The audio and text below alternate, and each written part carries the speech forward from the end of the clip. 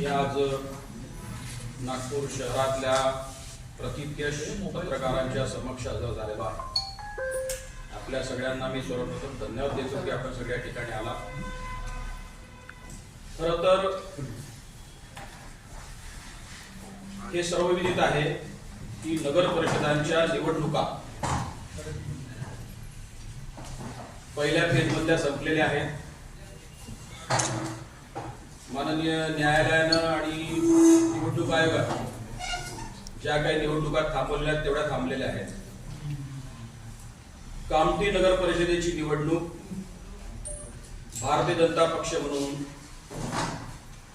35 वर्षानंतर पहिल्यांदा जिंकण्याची शक्यता आम्ही निर्माण झालेली आहे आणि त्यातल्याच एका वैयक्तिक वादापोटी अनेक विषय या निवडणुकीच्या निमित्तानं सुरू देखील आहेत हे आपल्याला माहिती आहे।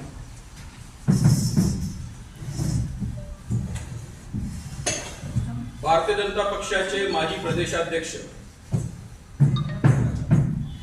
महसूल मंत्री, नागपूर जिल्ह्याचे पालकमंत्री, कामठी विधानसभेचे लोकप्रिय आमदार माननीय चंद्रशेखरजी बावनकुळे साहेब यांना विनाकारण एका क्षुल्लकशा निवडणुकीच्या निमित्तानं वादात ओढण्याचं काम दुर्दैवाने या ठिकाणी झालेलं आहे,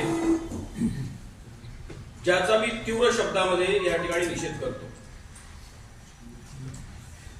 सांगायचं झालं तर कामठी विधानसभा असेल, नागपूर शहर असेल आणि नागपूर जिल्हा असेल,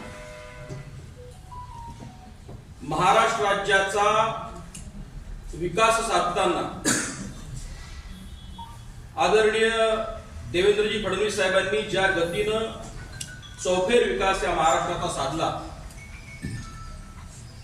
अनेक विकासाचे नवे परिमाण, नवीन बेंचमार्क त्यांनी जे निर्माण केले, त्याचाच कित्ता गिरवत माननीय चंद्रशेखरजी बावनकुळे साहेबांनी कामठी विधानसभा मतदारसंघाचा विकास साधताना नागपूर जिल्ह्याला देखील एका वेगळ्या उंचीवर नेण्याचं काम केलं आहे। दुर्दैवानं काही प्रतिज्ञ राजकारणी, अगदी स्पष्ट शब्दात सांगायचं झालं तर,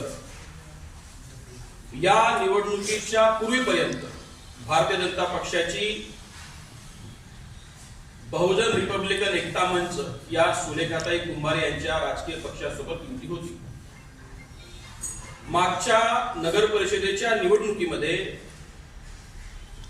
बरियमचे उमेदवार असलेले श्री अजय कदम यांना भारतीय जनता पक्षाच्या निवडणूक चिन्हावर आम्ही उमेदवारी दिली, युतीमध्ये उमेदवार म्हणून केलं।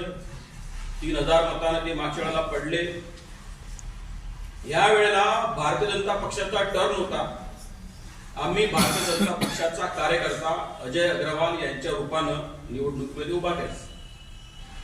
इथपर्यंत सगळं बरं होतं, परंतु कालपर्यंत युतीमध्ये असलेल्या सुश्री सुलेखाताई कुंभारे यांनी अगदी पातळी सोडत वैयक्तिक स्तरावर बावनकुळे साहेबांवरती जे काही आरोप केलेले आहेत ते आम्हाला मुळात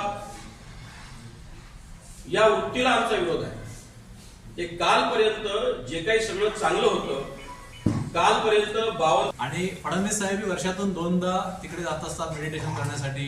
14 तारखेला 14 एप्रिलला जात असतात। त्यामुळे या सगळ्या वादामध्ये गडकरी फडणवीस यांनी काही मध्यस्थी करण्याचा काही प्रयत्न केला नाही का? हे बघा, हा राजकीय वाद आहे, त्याच्यामध्ये मध्यस्थता किंवा अशा पद्धतीचा आता संबंध राहिलेला नाहीये। जे काय होईल हे बघा, मल्टी लेयर्ड पार्टी आहे भारतीय जनता पक्ष।